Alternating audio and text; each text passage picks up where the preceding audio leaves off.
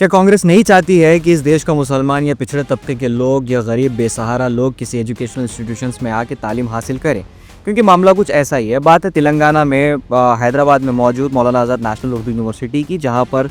रंगा Reddy district collector Narayan Reddy की तरफ से एक नोटिस जाता है और नोटिस यूनिवर्सिटी को ये लिखा जाता है नोटिस में कि 50 एकड़ लैंड आपके पास बिना इस्तेमाल का पड़ा हुआ है और तेलंगाना लैंड रेवेन्यू रूल 6 का उल्लंघन हो रहा है इससे, इसीलिए आप वो 50 एकड़ लैंड हमें वापस दे दीजिए, हम जैसे चाहे उसे यूटिलाइज़ करेंगे।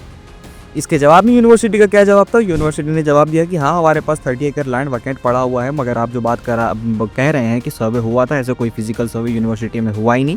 और दूसरी बात, 30 एकड़ जो लैंड हमारे पास फ्री पड़ा भी हुआ है, तो उसमें हम लोगों के ऑलरेडी कई सारे प्रोजेक्ट प्रोसेस में हैं, जो प्रपोजल हम लोग दे चुके हैं। स्कूल ऑफ साइंस और आर्ट्स का है और बॉयज़ एंड गर्ल्स के लिए 500 स्टूडेंट्स की कैपेसिटी के लिए सेपरेट हॉस्टल्स उसमें हैं, और मैरिड स्टूडेंट के लिए यहाँ पर हॉस्टल बनना है, और लाइब्रेरी की एक बिल्डिंग भी बननी है। इसके लिए टोटल कॉस्ट 300 करोड़ का आता है, जो ऑलरेडी मिनिस्ट्री ऑफ एजुकेशन की तरफ भेजा जा चुका है, मगर वहाँ से कोई अप्रूवल नहीं मिला है।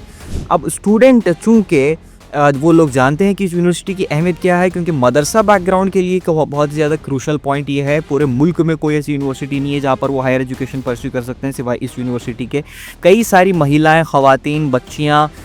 ऐसी हैं, मुस्लिम लड़कियां ऐसी हैं जो यहाँ के सेफ़ इन्वायरमेंट और प्रिविलेज की वजह से यहाँ पर पढ़ने के लिए आ रही हैं, उनकी तालीम उनसे छीन ली जाएगी। कांग्रेस लेड हुकूमत में ये सारी चीज़ें हो रही हैं। जबकि दूसरी तरफ जब ये जवाब जब यूनिवर्सिटी का गया और स्टूडेंट का प्रोटेस्ट मंजर आम पर आया और अपोजिशन पार्टीज़ की तरफ से इन लोगों को क्रिटिसिज्म झेलने को पड़ा, इमरान फ्लोरिडा, गोवर्धन ओवैसी और के टी रामाराव ने इस चीज़ पर आवाज़ उठाई, मुखालिफत की, तो तब जाके जो रंगा रेड्डी के डिस्ट्रिक्ट कलेक्टर हैं नारायण रेड्डी, उनकी तरफ से जवाब आता है कि हाँ ठीक है, मैं तुम्हारे जवाब से सेटिस्फाइड हूँ, मगर लिखित में अगर एक्सप्लेनेशन मिल जाता तो अच्छा था। मगर पहली बात तो यही है कि जब फिजिकल सर्वे हुआ ही नहीं, यूनिवर्सिटी बता रही है, तो आपने ये कह कैसे दिया कि 50 एकड़ लैंड वहाँ पर अनयूज्ड है? ये लैंड माफिया वाला पूरा का पूरा मामला कहानी में कहीं ना कहीं निकल कर आता है, क्योंकि ख्वाजा गुड्डा वाली वाली जो लेन है, वहाँ पर ऑलरेडी यूनिवर्सिटी 1.7 एकड़ लैंड पिछले कुछ सालों में खो चुकी है, और वहाँ पर आईटी हब बन रहा है और बहुत ज़्यादा डेवलपमेंट देखने को मिला है। इसकी वजह से वहाँ का जो लैंड का